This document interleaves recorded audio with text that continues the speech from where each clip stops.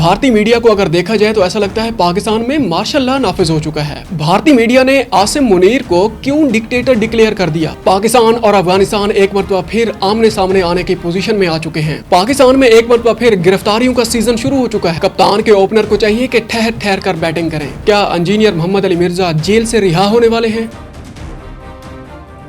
अस्सलाम वालेकुम नाज़रीन, मैं हूं फहद हमदानी। आपको डिजिटल प्लेटफॉर्म पर खुशामदीद कहते हैं। आज के व्लॉग का बाकायदा आगाज़ पाकिस्तान की कुछ सियासी खबरों से करेंगे और उन खबरों को हम इंडियन मीडिया के तनाजुर में आपके सामने रखने वाले हैं।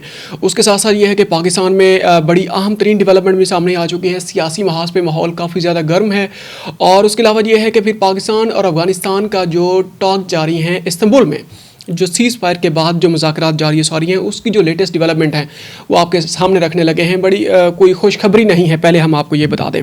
अच्छा खैर, सबसे पहले हम बात करते हैं पाकिस्तान में 27th अमेंडमेंट लाई जा रही है। अच्छा, आपको ये बता दें कि इंडियन जो कॉन्स्टिट्यूशन है उसमें 1949 में जो इंटेक्ट हुआ था उसमें अब तक के इतलात के मुताबिक 106 मरतबा उसको अमेंडमेंट उसमें लाई गई है। अब यह है कि पाकिस्तान में 27th अमेंडमेंट है, ये जो अपकमिंग डेज़ में आपको नज़र भी आ जाएगी।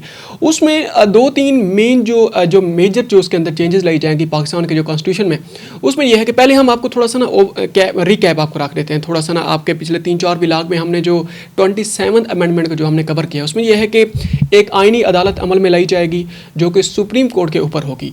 आइनी जो मामलात होंगे, फिर सुप्रीम कोर्ट जो होगी फिर वो अपील कोर्ट बन जाएगी पाकिस्तान की। उसके अलावा यह है कि आर्टिकल 243 बड़ा क्रूशल आर्टिकल होता है, सब जानते हैं वो किस चीज़ के मुतालिक है, उसके अंदर भी अमेंडमेंट लाई जाएगी। उसके अलावा यह है कि जो खबर जो आपके सामने हम रखने लगे हैं उसमें यह है पाकिस्तान की जो आर्म्ड फोर्सेस हैं उसके अंदर एक और ओहदा जनाब क्रिएट करने जा रहे हैं। अभी तक मतलब उसमें इसके ऊपर डेवलपमेंट अभी तक जारी है, ये फाइनल नहीं हुआ, लेकिन इंडियन मीडिया इसको जिस तरीके से सामने इसको ला रहा है वो ऐसा लगता है कि वो सब कुछ हो चुका है। ऐसा नहीं है, अभी इसके ऊपर डेलिब्रेशंस अभी तक जारी हैं। उसमें यह है कि इंडियन आर्म्ड फोर्सेस में जिस तरीके से CDS chief of defence staff, ये जो ओहदा है पाकिस्तान में भी इसी तरह का ओहदा लाने की कोशिश की जा रही है। जिस तरीके से फील्ड मार्शल है, फील्ड मार्शल सबसे टॉप लेवल का ओहदा होगा।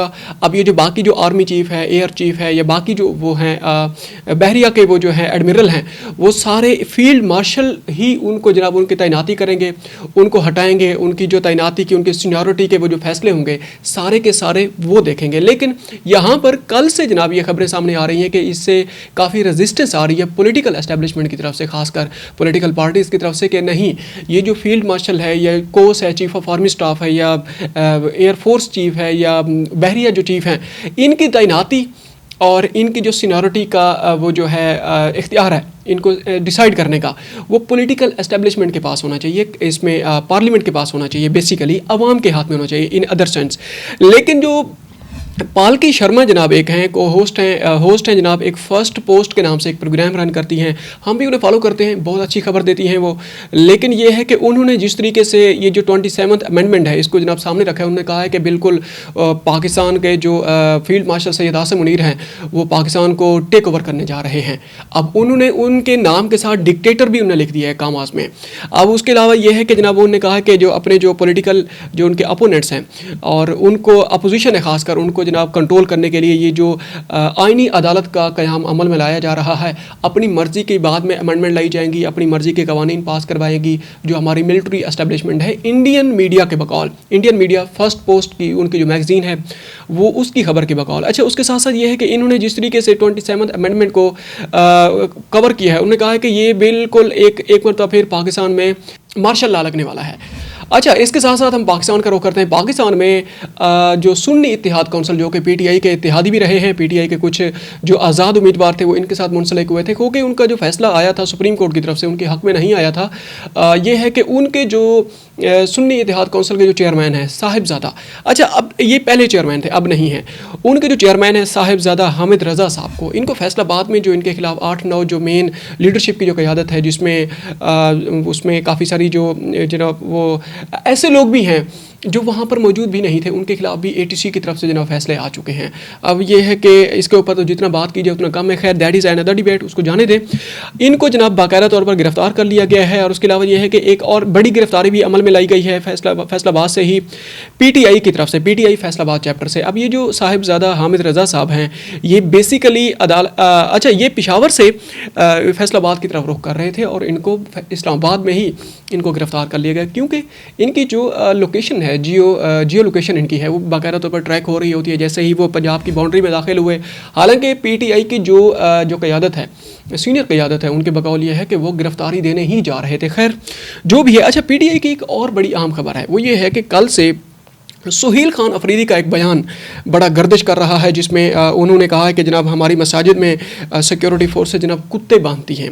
अब उन्होंने इसकी मज़ीद तफसीलात में जाते हुए ये कहा कि उन्होंने कहा कि अगर हम उनसे अगर हम कहते थे कि आप ऐसा क्यों कर रहे हैं, तो वो कहते थे, सुहेल खान अफरीदी के बकौल सिक्योरिटी फोर्सेस वाले जनाब कहते थे कि आप में और कुत्तों में कोई फ़र्क नहीं है, इसी वजह से मसाजिद के अंदर भी हम जनाब कुत्ते बांध सकते हैं। अच्छा ये जो खबर है इसके ऊपर काफ़ी ज़्यादा बवेला मचा हुआ है। अब उसमें जो है मोहसिन नकवी साहब ने भी बड़ा बयान जारी किया। उन्होंने कहा है कि ये तो दुश्मन भी इस तरह के बयान ना दे, पाकिस्तान के जो शुहदा हैं आर्म फोर्सेस के, उसके अलावा ये है कि पाकिस्तान के जो आर्म फोर्सेस हैं और पाकिस्तान के खिलाफ इनफैक्ट ये बयान दिया गया है। उसके अलावा अलामा ताहिर अशरफी साहब ने भी ये बयान को जारी किया है, इसी तरह का मजम्मती बयान सामने आया है। और सुहेल खान अफरीदी को, ठीक है आप बड़े ओहदे वाले बन चुके हैं, आप प्रोविंशियल चीफ एग्जीक्यूटिव हैं, आपका एक एक लफ्ज़ भी आपका मानी रखता है कि आपका जो बयान है। अब आपको एक मिसाल आपके सामने रखते हैं, ईरानी सदर थे 2006-07 में, महमूद अहमदी नजाद, एक वो थे लेफ्टिस्ट थे, उन्होंने इसराइल के बारे में एक बयान सिर्फ दिया था। उन्होंने कहा था कि हम इसराइल को सफ़े हस्ती से मिटा देंगे। वो एक बयान उनका उसके बाद तहस नहस करके रख दिया है। जो ईरानियन इकॉनमी है और ईरानियन जो सोशल जो इंफ्रास्ट्रक्चर है उसको जनाब जिस तरीके से रगड़ने की कोशिश की गई है वेस्ट की तरफ से, क्योंकि इसराइल के पास इस बयान को लेकर उनका अपने ईरानियों ने खुद इसराइलियों का जनाब बयानिया बना के दे दिया है। अब इसराइल अमेरिका के पास चला गया, वेस्ट के पास चला गया, भाई हमें ख़तरा है, हमें एड दी जाए, हमें सपोर्ट किया जाए, ईरान के खिलाफ कार्रवाइयाँ की जाएँ। चलते चलते चलते चलते जनाब ये नतीजा निकला कि रिसेंटली आपने जो जंग की सूरत में देखा है। खैर आगे जनाब बढ़ते हैं। उसके अलावा ये है कि पाक अफ़गान जो मुज़ाकरात हैं, अच्छा इसमें सुहेल खान अफरीदी को हमारी तो यही है कि जनाब कप्तान के जो ओपनर हैं कप्तान इमरान खान साहब के, उनको चाहिए कि थोड़ा सा ठहर के जनाब बैटिंग करें और ओपनिंग जो बैट्समैन है बड़ा इंपॉर्टेंट उसकी पोजीशन होती है, इसी वजह से वो कहीं आउट ही ना हो जाएं। खैर आगे बढ़ते हैं, पाक अफ़गान मुज़ाकरात की बात कर लेते हैं। पाक अफ़गान मुज़ाकरात का जो दौर चल रहा है इस्तांबुल में, उसमें अब तक के इतलात के मुताबिक ये 5-6 घंटे की जो लेटेस्ट डेवलपमेंट है आपके सामने रखने लगे हैं, जिसमें ख्वाजा आसिफ साहब ने बयान जारी किया। उन्होंने कहा है कि एक डेड लॉक बरकरार है, वही जो सिंगल पॉइंट एजेंडा है कि तहरीक तालिबान पाकिस्तान की जो क़यादत बैठी हुई है अफ़गानिस्तान में, उनके खिलाफ कार्रवाई की जाए और उनके जो ठिकाने हैं उनको ख़त्म किया जाए। और अगर अफ़गान तालिबान समझते हैं कि वो पाकिस्तानी रिफ्यूजीज़ हैं वहाँ पर बैठे हुए हैं, तो उनको चाहिए पाकिस्तान में आएँ, पाकिस्तान में उन्हें भेजा जाए और उनको जो क्रॉसिंग है, बॉर्डर क्रॉसिंग है, प्रॉपर जो गेट लगे हुए हैं, तोरखम बॉर्डर है या बाबे दोस्ती है या चमन बॉर्डर है, इस तरह की जो इंटर कंट्रीज़ जो बॉर्डर्स हैं उनके ज़रिए उनको वापस पाकिस्तान में भेजा जाए, लेकिन उनके खिलाफ कार्रवाई की जाए। इस सिंगल पॉइंट एजेंडे के ऊपर अभी तक भी डेडलॉक बरकरार है। और अब तो तुर्किया और ये है कि कतर भी, उनको भी समझ आ गई है कि अफ़गानियों के दिल में कोई खोट है और वो इस पॉइंट के ऊपर कोई खातिर खा डेवलपमेंट नहीं होने देंगे। अच्छा इसके साथ साथ ये है कि सिख यात्री आजकल पाकिस्तान में हैं। पाकिस्तान में जिस तरीके से इसमें पंजा साहब गए, उसके अलावा यह है कि ननकाना साहब में उनकी जो इबादत हैं उसमें जो सेलिब्रेशंस हुई है 556 में ये उनका जनाब जन्मदिन था बाबा गुरु नानक देव जी का। उसके अलावा यह है कि इसके ऊपर जो लेटेस्ट डेवलपमेंट आई है उसमें जो अब इनका सारा कुछ यहाँ से होके करतारपुर चला गया, नारोवाल में करतारपुर में जनाब वहाँ पर बरकी कुमकुमों से करतारपुर कॉरिडोर को, और उसके अलावा यह है कि बाकी वहाँ पर जो उनकी जो इबादत गाहें हैं उनको सजाया गया है।